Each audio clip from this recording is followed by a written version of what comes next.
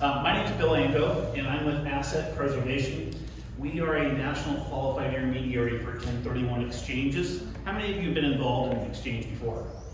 Just a few of you. So a lot of you, this may be new information.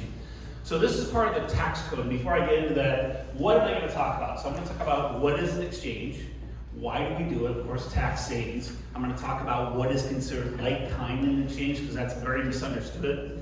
Many people think that if they sell a rental house, they have to go buy another rental house when they do an exchange, and that's not the case. I'll walk you through the numbers. When someone's selling property for $500,000 or $800,000, what they need to go buy for to defer their taxes, okay? And then I'll walk you through what's called a delayed or forward exchange. Basically, in English, when someone sells a piece of investment property, they sell, defer their taxes, and buy new investment property anywhere in the United States. As a side note, a lot of people are leaving California, and they're exchanging out of California with their rentals. Where are they going? This is participated, by the way. Texas, Florida. Those aren't the top two, though. Tennessee, Idaho, and lately North Carolina. So we're seeing an exodus from California. They're moving their houses there, or their primary residence, and or they're buying properties out of state to eventually move into those properties. And one of the areas I'll talk about is how long you need to hold a property for before you do your next exchange or move into that property. So that's what I'm going to cover today. Let's see if I can get this working. We had it working at the end. All right. Back to manual. It went. It went? Okay. It hasn't had its coffee yet. Just a little bit my background. Asset preservation has been around for over 30 years. We were actually started here in the Sacramento region. We've become one of the largest qualified intermediaries in the United States doing what we do. I've been with the company, come January, it'll be 25 years, and what I do is teach, market, educate CPAs, attorneys, commercial brokers, realtors, lenders, and investors about using this to build wealth through real estate and exchanges. So that's a little bit of my background, okay? I click the button. All right, so you're an investor, or you have a client that's an investor. They have choices. They can hold on to the property, not do anything. I have a rental property here in Citrus Heights. This year's cost me over $10,000. We bought it in 1992. It was our first home. But you've got the wear and tear. I've had to replace the HVAC system. I've had to replace carpet and upstairs and new flooring downstairs. That was $7,500 a couple of months ago. And it's a condo, and the HOA has just informed my wife and I that they have to redo the outside, and it's T111 siding because it was built in the 80s. And it has a belly board. Anybody hear where the belly board is? Between the first story and the second story, there's like a 2x6 or 2x12 board that separates. And so when they did the flashing, let's say the flashing is right at that white line right there. Instead of having the flashing make the water that comes down the wall go outwards, $3,800 is going to cost us to replace that around the chimney and other places. So you can hold on to your investment properties, but they're going to cost you in the long run. A new roof, $35,000, right, on a rental property typically. So you're going to hold on to those. So you can sell property in 2022, and I'm going to talk about and add on to what Andre talked about with regards to capital gains taxes and what that's going to be, and depreciation recapture, what that looks at, or you can exchange. So what exchange basically allows you to do is sell a piece of investment property, defer those taxes, both state and federal, and buy new investment property anywhere in the United States. We're going to have to do this manually. So this is what the tax code says. 1031 exchanges have been around for 100 years. This is not a recent tax loophole. This has been around for 100 years. The most recent way that we do it, as far as the code says, or regulations state, it has been around since 1991, okay? So it says no gain or loss should be recognized on the exchange of property held for productive use in a trade or business or held for investment. Think of it this way: if you're new to this topic, anytime that you are listing or selling a property that is not your primary residence, okay? Office, industrial, land, you name it, single family rental house, duplex, you can sell, defer, not eliminate taxes. The only way to eliminate taxes is to deduct, and people don't usually want to do that to eliminate the taxes if they're 45 years old. So they do an exchange, and it says you have to buy like-kind property. And I'll clarify that in a minute. Like-kind is very broad, as I mentioned, okay? The things that we cannot do in exchange, it says stocks, bonds, or notes, interest in a partnership, things like that. So I cannot sell my real estate and go buy Facebook stock or Peloton. Peloton's not doing so good, I think, these days, is it? Neither is Facebook. It took a dive the other day. So I cannot buy stocks. I cannot use the money from my sale to pay off the mortgage on my primary residence, nor can I use the money to pay off the mortgage on my rental. Okay, so now an interest in a partnership is an interesting area. And Andre touched on this. Let's say Andre and I bought this building together when we formed an LLC. Okay? And then we've owned this property for a period of time, and Leah turns around and wants to sell a rental house and buy into this building with us. Okay? She cannot sell a rental house and buy into our LLC because an interest in a partnership is not exchangeable. But what we can sell her is an interest in the property, a tenant common co-ownership in the properties. So we brought out the deed down the road, it would be the Bill and Andre LLC, tenants in common with Leah. Okay, so that's how you can buy together or sell with other people. But if Andre and I own the property as an LLC, and we want to, here comes 2009, right? Recession goes and the lender goes, hey, we need to get your LTV back in play. You guys need to either pay down the mortgage or we're going to sell the building. So the problem is we have this separate tax entity that owns the property. It's a separate taxpayer in the IRS's eyes. As he pointed out, we need to do the exchange together. Or we have to do what we call in the industry a drop and swap, where maybe in 2022, we drop the property out of the LLC. Now we become co-owners as tenants in common. And then in 2023, we would turn around and sell the asset as co-owners or tenants in common. So we call it a drop and swap. And I see you guys taking pictures. If any of you want this presentation in PDF format, email me. I'll be glad to send it. Leah has it, and I'll be glad to send it to her. And also my business cards and brochures are over on the table. So you don't have to sit there and take pictures unless you really want pictures of me, which you don't. Okay, so this really ties into what Andre was talking about. Married couple own the property a number of years. They have a basis of the property of $400,000. Okay? The county assessor says, all right, the land is worth $100,000 and the improvements are $300,000. And so I get to depreciate that $300,000 over 27 and a half years. So that's about $10,909 a year that I get to lower that taxable income as he did in the presentation. But what happens is if I fully depreciate the property, my gain is not the difference between what I paid for it and what I sell it for. You see the basis adjusted by that depreciation write-off is $100,000. So what's my gain? It's $900,000. That's usually where people go, hey, it's 2 days before close of escrow, I think I should do an exchange. Because I'm going to owe the state of California through deferred withholding, and I'm going to owe probably about 33% of all my debt or all my equity in taxes between state and federal. So we'll talk about that a little bit more. So here's the numbers. When we sell an asset and we are not going to do an exchange, the total amount of depreciation is taxed first at 25%. So the 300 and 600 is the $900,000 of total gain we have. So we tax for the depreciation at 25%. And then what do we say, well, what's the taxes on a long-term gain? Well, once you own an asset longer than a year, long-term capital gains taxes are 15%. Unless it's over like $550,000, it goes up to 20%, okay? So there's 75,000 fed, 120,000 fed, and then there's what's called the net investment tax. Anybody heard of that one other than Andre? Have you heard of Obamacare? So this is the tax that paid for or pays for Obamacare. If you have income over 200,000 single, 250 for jointly, that you're going to get 20% plus another 3.8 to the feds. But wait, there's more. California passed Prop 90 with Jerry Brown, which created a sliding scale on a state level of tax here in California. The top tax bracket in California is 13.3%. Now I saw something in the news and I can't remember what it was. But it was just this last week where they can make this now 14.4 or 14.3%. Do you remember what that was? I don't remember either. But it adds another point on to the state tax. So combined state and federal, the $348,000 of tax goes away when we don't do an exchange. It's kind of big, isn't it? It's a lot of money.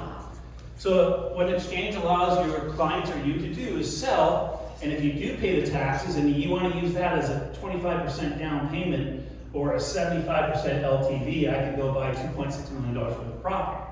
But the real power of a 1031 exchange allows you or your clients to sell, take that $1 million of gross equity, and at the same loan to value, look how much more property you can buy.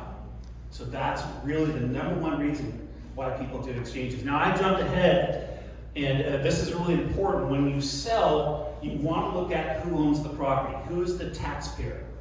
You have a husband and wife, you have a husband and wife with a trust, you have a husband and wife in an LLC, and that's why I always defer, you need to talk to your tax person, because the same taxpayer entity selling needs to be the same taxpayer buying when we do an exchange. Husband and wife getting a divorce, okay? One can exchange, one can cash out.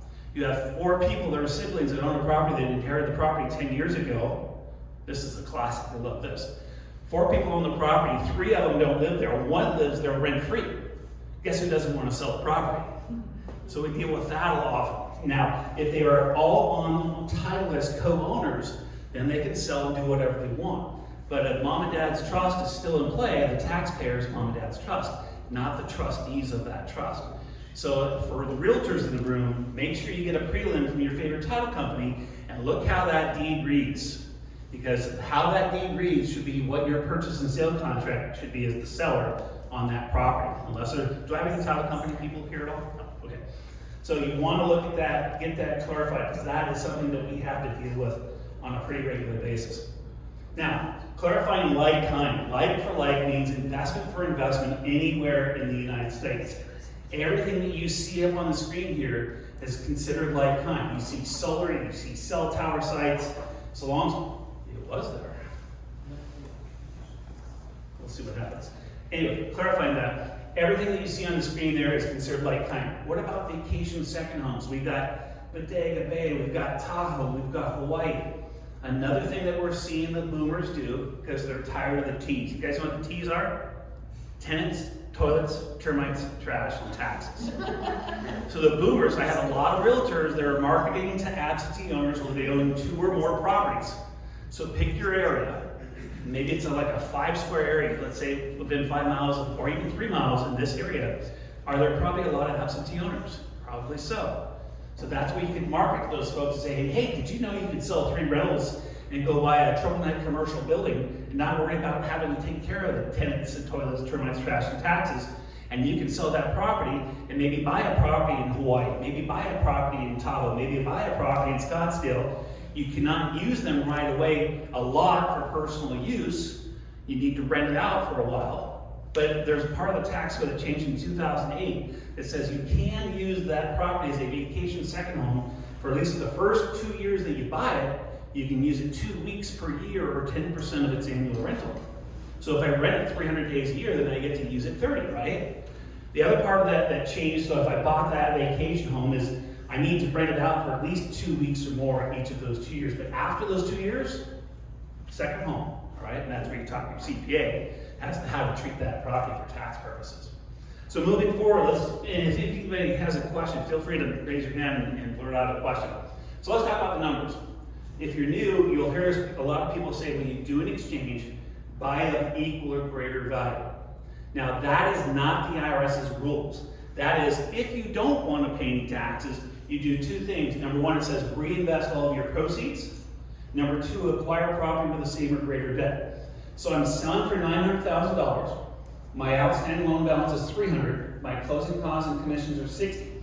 My proceeds then are $540,000. If I use that, all of that $540,000 as a down payment for my new purchase of $1.2, I have 0 left over. That's called boot if I did. There's 0 boot, so I'm not going to pay any tax on the cash left over. Acquire property with the same or greater debt. My old loan is $300,000. My new loan is $660,000. So that in this transaction, the taxpayer, their exchange is 100% tax deferred. Is it okay to buy a lesser property? Yes, you can do that. But you always want to run your numbers with your tax person to see if it still pencils. If you're going to have, in this case, $140,000 of boot. Old loan, $300,000, new loan, $260,000. That's treated like you received cash. You're going to pay taxes on that. And a lot of that's going to be hit with the depreciation rate tax first, especially if you own the property for a long period of time. And maybe they want to pull $100,000 out to pay their student loan. Oh, wait a minute, they don't have to pay their student loans anymore. Sorry about that.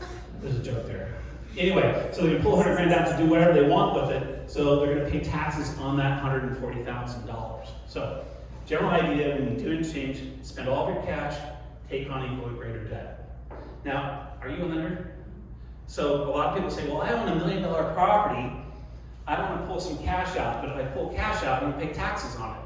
So what a lot of people will do is they'll take that $1 million all cash, buy another property, $1 million all cash, and then refi it. How many of you read Rich Dad Poor Dad? Any of you? Robert Kiyosaki, classic, exchange, refi. And other people like to say, swap till you drop.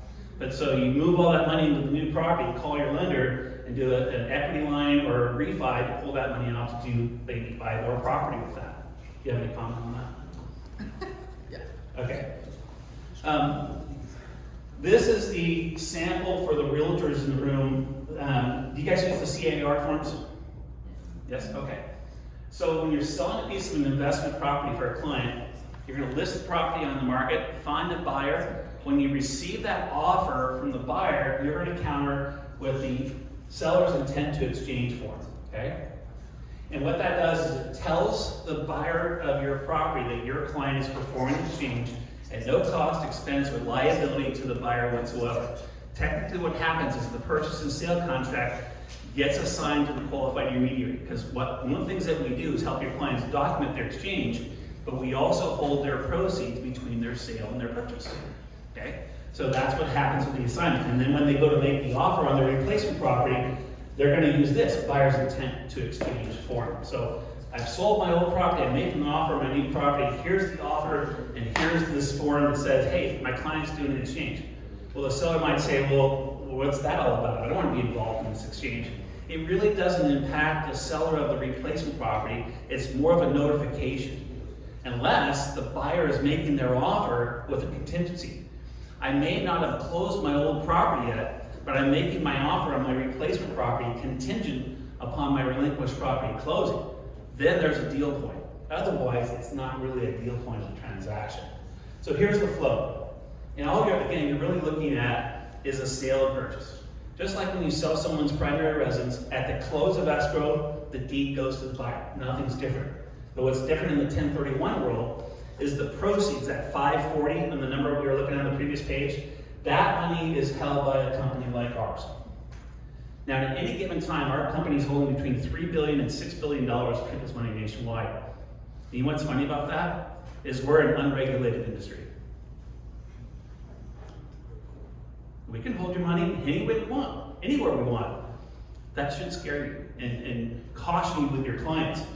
Our company is owned by a national title company, which is Stewart Title out of Houston, Texas. They've been around for 130 years. So they back our performance and the funds that we're holding 100%. But there are a lot of qualified intermediaries, and yes, there are horror stories. Anybody been around long enough to heard of Latin America Title? Their exchange company took them down because they invested clients' money in CMBS accounts back in 2007, and those accounts froze, so they didn't have access to the money. So the parent company loaned them like $28 million for their clients to complete their exchanges. They flew through that, and then of course everybody had to file bankruptcy. So everybody got about 50 cents on the dollar back when it was all said and done through the bankruptcy. So important to note in my industry, how we make our money is two ways. Number one, we charge at close of escrow. So when the funds come to us, right here, we're going to charge a flat fee of $1,250. That's for everything that we do. That's our staff time, wire transfer, wiring funds back and forth, etc. But how else do we make our money? $3 billion, $6 billion. We place it with large institutions, okay?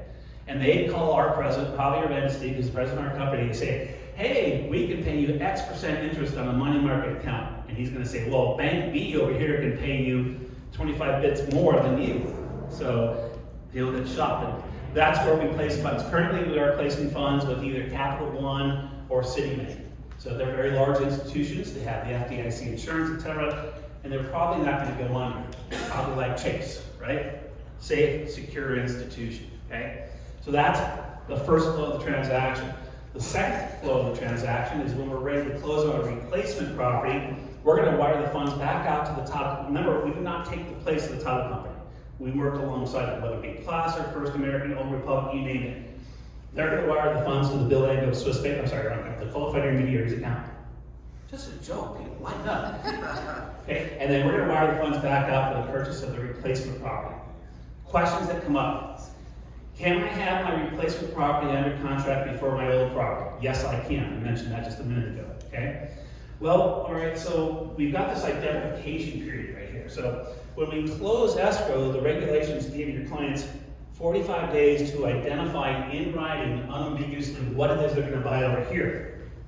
Well, can I close my replacement property after I close my old property right away? Yes, we call that a simultaneous exchange, right?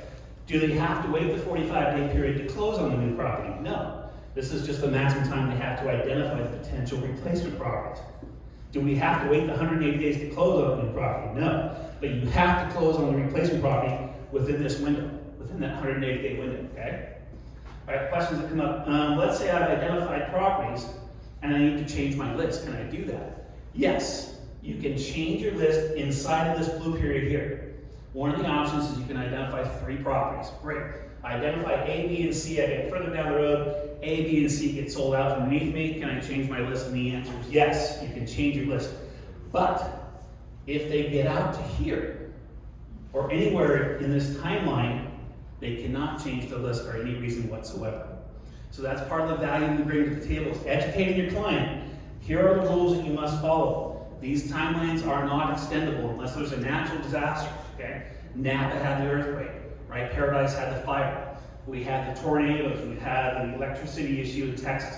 The IRS did issue extensions. If people were involved in they're directly involved with an exchange, they put out everything 120 days, okay? Otherwise, they've got to close on the replacement property in this window. Now, let me add on to that. Do I have to have my replacement property in escrow to identify it? No. All you have to do is put down the physical address of the property you're considering buying. Can I have it in escrow? Sure you can. But if you get out to here and A, B, and C are not available anymore, this is where your clients get really mad because they can't not change their list. They have to wait until day 181 basically to get those proceeds back from us. Those are the IRS regulations. Very, very important to be aware of that, okay? So you could get your signed contract in like day 60 or 75, as long as it was identified in the first 45. Correct. Okay. Yeah. So here's what it basically says, and this is part of what we do for you, is we provide you or your client the identification letter. It says it has to be done in writing. It has to unambiguously describe the property. Before 1991, they used to say, well, here's the LA phone book. I'm going to buy one of these. Well, phone books don't exist anymore, so that doesn't work. But you have to unambiguously describe the property. So if I was going to buy 50% of this building, what I would be identifying is 50% of, is it 5299? Is that correct? 5299? Yeah. 5299 Auburn Boulevard, Sacramento, California. Okay. So it's even down the percentage. Hand-delivered mail telecopy. Who knows what the word telecopy means? This was written in 1991. You know? Nope. Fax, thank you for playing. Yeah, so technically what happens is we email the PDF document to the client. Now they have 2 choices. They can print it out, fill out the addresses, sign it, and put it on their scanner, scan it, send it to us that way, or DocuSign. So we can DocuSign our documents, they can DocuSign the identification. If they mail it to us, it's got to be mailed before midnight of the 45th day of the exchange, okay? So now how many properties can we identify? The first option is you can identify 3 properties, as I mentioned. Doesn't matter the price or order. And this is the most commonly used rule because it gets harder as we start identifying more. The second option, the 200% rule, says if you identify 4 or more properties, then the value of all those properties combined can't be more than twice the value of the property you're selling. Example, I'm selling for $500,000, all right? My realtor finds me 5 properties, hypothetically, to identify. This rule says all 5 of them combined can't be more than $1 million. So think about marketplaces like Granite Bay and Tree Lake, right? I'm selling for $500,000. Can I easily go over that 200% rule if I identify 4 properties if their values are out there average $750? Yeah. So if this was a $10 million deal, selling for $10 million, I can easily identify 5 or 10 properties, provided that all of them together do not exceed $20 million. Okay? The last option, the 95% rule, says if you do identify more than 3 and their values do exceed twice the value of what you're selling, the last sentence says you must acquire 95% of that list. Back to my example, selling for $500,000. Leah finds me $2 million to identify, or $2 million worth of properties to identify. This rule says you have to buy all of them. So back to your options. Most people use the 3 property rule, okay? Questions? What if I want to, go ahead. Just, can you use that example? So, Bay Area, sell $1 million property. This is a real scenario. Yeah. Sell $1 million property, you want to buy like 4 in SAC. How does the 200% rule apply? If I'm selling for $1 million in the Bay Area, and I want to buy 4 in SAC, that's fine, but you're gonna have to look at the last 2 rules. So the last 2 rules, the 200% rule says all 4 of them combined can't be more than $2 million. Or it says, if they do exceed $2 million, then you've got to buy all 4 of them. Those are your options. You get financing, it's fine. Okay. Exactly. Alright, so this is a classic of tired of the tenants, toilets, termites, trash, and taxes. What if I want to sell 3 and put them into 1? That's fine. Important note, you find 1 investor for all 3 and close them all at the same time. If you don't, then you've got to think about your timing, because if property 1 closes, that starts this clock ticking. So you've got to get property 2 and 3 closed within that identification period. Why? Because you got to figure out how much money you're going to be working with to identify over here, right? If you can't get property 3 closed, then you're only working with the equity out of these 2, and that may impact what you're going to be identifying over there. What if I want to sell 1 and buy 3? That's fine. I'm liking the Hawaii, Tahoe, and Scottsdale plan. Let's follow the seasons, right? But I've got to close all 3 of those properties within that 180-day window. Okay. All right. Here's my contact information. My card is over there, but this is the best place to reach me. Like that phone number. 832-1031. 24 years. Back in the day when you could pick your phone number, right? Our website is a wealth of information. We have YouTube videos. We have over 200 newsletters that talks about every single topic that I talked about today. How long to hold? I didn't cover that, so let me cover that real quickly. The question I get, how long do I hold the property before I do my next exchange or move into the property? Unfortunately, there isn't anything in the tax code specifically that gives us a timeline. There's what's called a tax advice and memorandum from the IRS, where one taxpayer asked the question, and the IRS in that tax advice memorandum said 2 years is acceptable. But this is typically not for your flippers, because the IRS, and specifically the Franchise Tax Board, is very aggressive auditing 1031s where people held the property less than a year. Because on Form 8824, which is what Andre would file for them, it asks what'd you sell, what'd you buy, and then it asks how long have you held the property you just exchanged out of. And if it's 90 days, probably going to get audited by the IRS. So typically over 2 tax returns or 2 years or longer as a holding period. So social media. So like I said, we have a YouTube page. You can find our company, or you can find me personally on Facebook and LinkedIn. We typically post our monthly e-news that talks about various issues and impacts of what's going on in the 1031 world. Not so much on Twitter, but the website, like I said, has a ton of information. How I bring value to you is I help educate you and your clients about this process. So anytime that you're listing or selling a property that's not someone's primary residence, call Bill. And what Bill can do is email information about the exchange process to the client, educate the client over the phone, do a Zoom, meet in person if that's what we're doing again these days without masks, right? So that's what I bring value to the table to help you make more money. Why is that important? Because in every exchange, there's 1 sale and 1 purchase. That's 2 commissions. If they're selling 3 and they're buying 1, that's 4 commissions off of 1 client, 1 transaction. I have an agent out at KW in Folsom, and all she does is focus on clients that have 3 or more properties. She had 1 client that had 12 properties, and they did 3 at a time. Did she make a little money on that client? Absolutely. Was it hard finding the replacement property a year ago? Yes, it was. The market's changing, inventory's coming up. Maybe a little easier these days to do that. Questions? You got thrown a lot of information in about an hour and a few minutes at you. So I don't expect you to memorize all of this. There is going to be a test, right? We're going to do a test. Okay, question? What was the price for this 1031 exchange? So I said earlier it's $1,250.